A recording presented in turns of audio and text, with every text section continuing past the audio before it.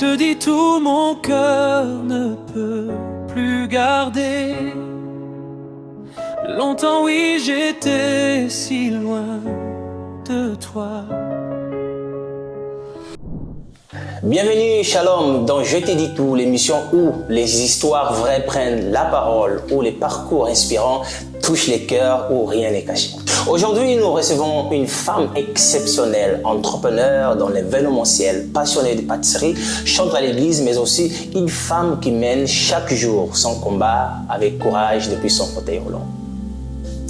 À travers son histoire ou son témoignage, elle va nous parler son filtre de sa vie, de sa foi, de son handicap, le regard des autres, de son entreprise, de ses défis, mais surtout, j'ai bien dit surtout, de sa grande détermination à ne jamais abandonner. Restez connectés avec nous parce qu'aujourd'hui, elle va tout nous dire.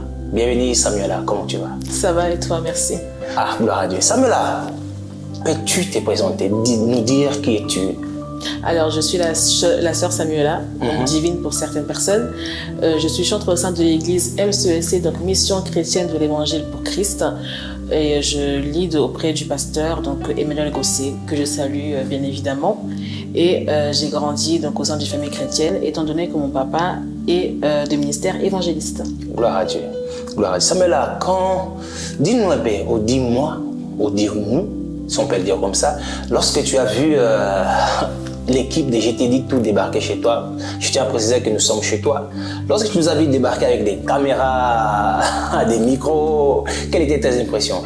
Alors, à vrai dire, c'est très impressionnant parce que c'est une première pour moi. J'ai pas forcément l'habitude d'être devant les caméras. Donc, quand je vous ai vu arriver, je me suis dit, il y a beaucoup de caméras, beaucoup de lumière, mais ça va aller par la grâce de Dieu. Hein. Gloire à Dieu. Alors, derrière chaque histoire d'handicap, il y a avant tout une histoire humaine, un parcours souvent rempli de défis, d'apprentissage et de force. Pour mieux comprendre ton histoire, Samuela, peux-tu nous dire, est-ce que ton handicap, c'est quelque chose que tu es né avec ou, comment dirais-je, c'est quelque chose qui est arrivé dès que tu es devenue grande? Alors, l'handicap que j'ai est donc de naissance, donc ça a été révélé à la grossesse.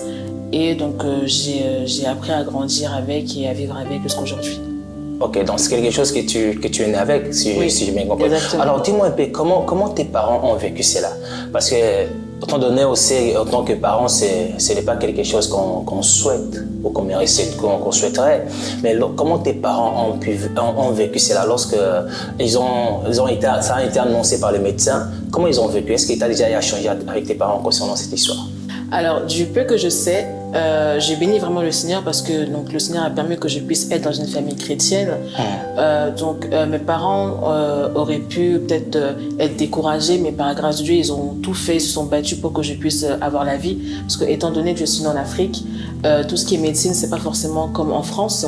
Donc, il y a beaucoup plus de complications, mais je bénis vraiment le Seigneur pour leur vie. Ils ont tout fait pour que je puisse avoir les meilleurs soins, pour que je puisse être aujourd'hui devant vous et être en vie, en bonne santé. Amen, amen. Que Dieu bénisse les parents. Parents, nous vous saluons au nom de Jésus. Amen. Alors toi, comment tu as vécu cela? Ou comment tu vis cela jusqu'à aujourd'hui? À vrai dire, ça n'a pas toujours été facile, effectivement. Vous savez, quand vous grandissez avec, dans une société où les choses ne sont pas forcément adaptées pour les personnes à mobilité réduite, ça n'a pas été facile tous les jours. J'ai dû me battre, j'ai dû m'imposer au sein de la société parce que pendant que les enfants pouvaient vivre pleinement leur enfance, moi j'étais concentrée à me battre et à m'imposer, à surpasser. En fait, ma vie est rythmée de challenge, donc ça n'a pas du tout été facile et même émotionnellement. J'avais beaucoup de colère, j'avais beaucoup de questionnements, j'étais vraiment bouleversée parce que je me disais, mais Seigneur, pourquoi tu as permis cela? Pourquoi moi, tout simplement? Et je voyais vraiment ça comme une injustice. J'avais vraiment du mal à m'accepter comme j'étais. Et donc c'était vraiment un frein donc pour moi-même parce que ça crée des blessures, ça crée plein de choses parce que en fait ça a changé ma perception de voir la vie tout simplement et de pouvoir m'épanouir en général. Et ça a été vraiment compliqué jusqu'au moment où j'ai compris que Dieu ne fait rien au hasard et s'il a permis cela, c'est vraiment pour que sa gloire soit magnifique. Que je devais être un message pour les nations. Gloire à Dieu, gloire au Seigneur. Malgré le fauteuil roulant, Samuela, tu as décidé d'entreprendre. Alors, Qu'est-ce qui t'a motivé? Alors, tout est parti, tout a commencé lorsque, au début, je faisais des petits gâteaux pour ma famille. Je rajoutais, c'était des gâteaux yaourt, je rajoutais de l'ananas, des pommes. Donc, c'était vraiment des choses très simples au départ. Et au fur et à mesure, c'était apprécié. Et suite à une longue période de chômage par la suite, j'ai eu le temps de m'intéresser à la cuisine et j'ai eu vraiment cette passion pour la cuisine. Donc je me suis mise à confectionner mes propres gâteaux, faire à manger, etc. Et au fur et à mesure, donc comme j'étais entourée des personnes qui aimaient bien manger, donc d'ailleurs j'ai béni le Seigneur pour leur vie, j'ai pu justement faire goûter tout ce que je faisais. Et au fur et à mesure, sachant que j'avais des bons retours, je me suis dit, le Seigneur ne donne pas les dons pour rien. Donc il fallait que véritablement je puisse fructifier ce que le Seigneur avait mis en moi et que le Seigneur ne m'attendait pas simplement juste dans le chant et qu'il pouvait aussi me surprendre dans d'autres domaines. D'ailleurs, c'est ce qu'il a fait, il m'a surpris dans ce domaine. Et donc j'ai décidé justement de braver les obstacles et de me lancer dans l'entrepreneuriat. Gloire à Dieu. Samuela, dis-moi un peu, est-ce que ton handicap représente parfois un frein dans ton business? Alors, je dirais pas que c'est un frein dans mon business parce que pour moi, l'entrepreneuriat, c'est avant tout une mentalité. Donc, je dirais que ça n'impacte pas mon activité, mais c'est vrai que ça demande beaucoup d'organisation, notamment pour faire des courses lorsque j'ai des grosses commandes.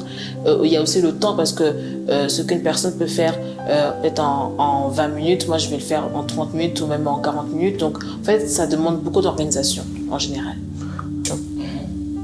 Et comment réagissent les clients lorsqu'ils découvrent que la personne qui réalise leur commande est une femme en situation de handicap? Alors, à ma grande surprise, j'ai beaucoup d'encouragement.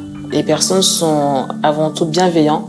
Il y a beaucoup de personnes, lorsqu'ils voient que je suis en fauteuil roulant, m'encouragent, sont surpris forcément parce que c'est pas commun de voir une personne qui fait les gâteaux, qui fait à manger, qui est en fauteuil roulant.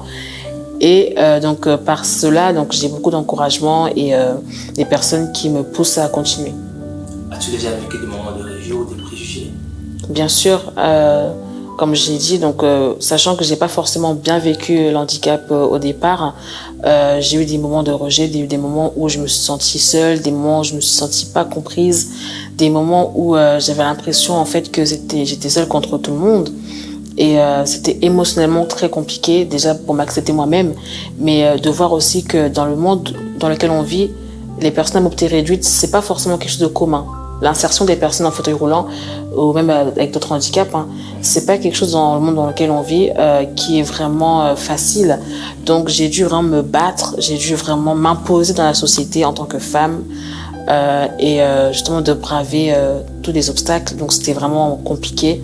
Ça m'a fallu des moments de doute, des moments où je voulais peut-être tout laisser tomber, mais le Seigneur était là. Amen. Est-ce qu'aujourd'hui, tu vis encore ce genre de rejet?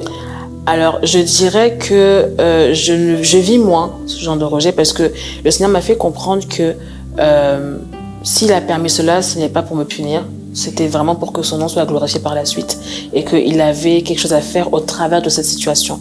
Donc, une fois que j'ai compris cela, j'ai fini par arrêter de me morfondre. C'est vrai que c'est pas facile tous les jours. Il y a forcément des moments où on a envie d'abandonner, des moments où on se pose des questions, on se dit Seigneur, c'est difficile, mais le Seigneur est là quand même pour nous fortifier, quoi qu'il arrive.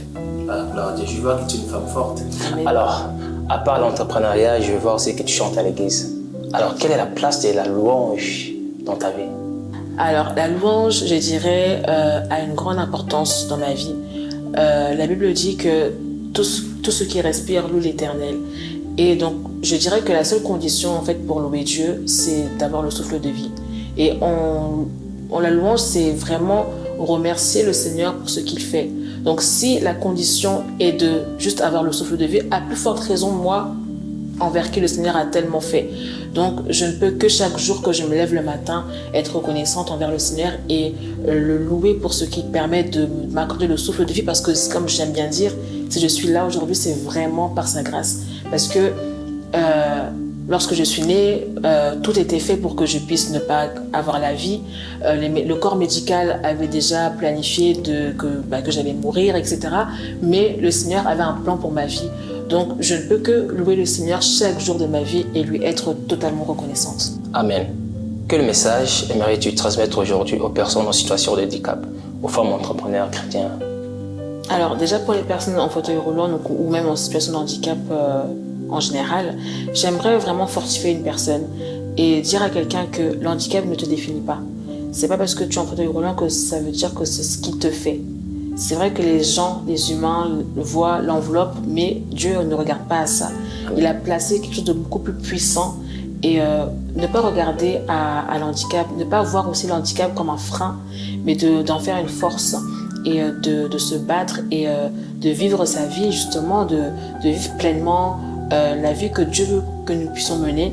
Et les personnes qui passent par des moments de difficulté, de découragement, de rejet, j'aimerais tout simplement dire à ces personnes-là que la Bible nous dit que venez à moi, vous tous qui est fatigué et chargé, et je vous donnerai du repos. Amen. Donc, j'aimerais tout simplement dire à quelqu'un de tout simplement s'abandonner à Dieu. Si tu traverses des moments compliqués, confie-toi au Seigneur parce qu'il est celui-là même qui pourra te consoler. Amen. Il est celui-là même qui pourra te restaurer, qui pourra te redonner la joie si tu n'as plus de joie. Et de placer pleinement ta confiance en Dieu parce que c'est la seule personne qui peut justement te faire surpasser tout ça. C'est la seule personne qui peut faire en sorte que tout se passe bien parce que c'est ni par force ni par puissance, mais c'est par son esprit. Donc tout simplement de s'accrocher à Dieu et Amen. de lui faire confiance. Et quel est ton plus grand rêve aujourd'hui, Samuela?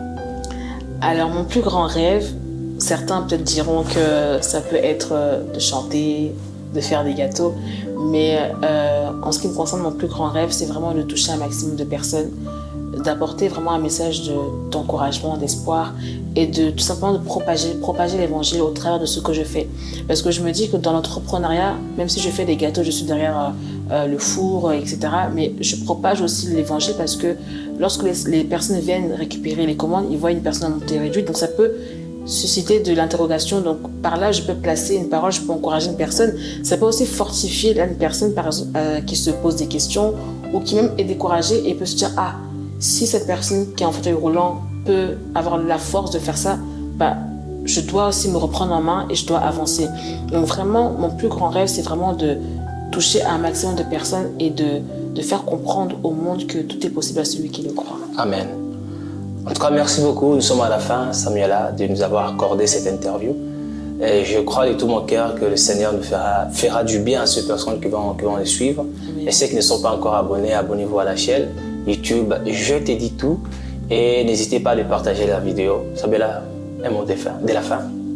Alors, je dirais tout simplement de s'accrocher à Dieu. Amen.